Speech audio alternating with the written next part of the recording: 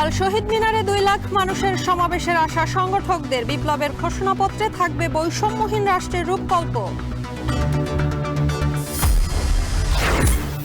জুলাই বিপ্লবের ঘোষণায় ফাটল ধরতে পারে জাতীয় ঐক্যে শঙ্কা বিএনপির।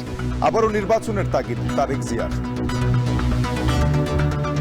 সংসদ পর্যায়ে নির্বাচন হোক, সেটি মসজিদ কমিটির নির্বাচন হোক, সেটি কোনো প্রতিষ্ঠানের নির্বাচন হোক, কিন্তু নির্বাচন প্রক্রিয়ার ভেতরে বাংলাদেশকে ফিরিয়ে আনতে হবে।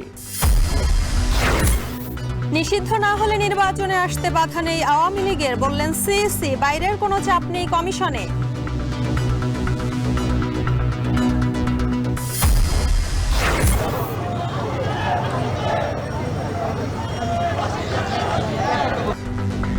ঢাকা বিশ্ববিদ্যালয়ে ঘৃণাস্তম্ভে জুতা নিক্ষেপ, হাসিনার প্রতীকী ফাঁসি।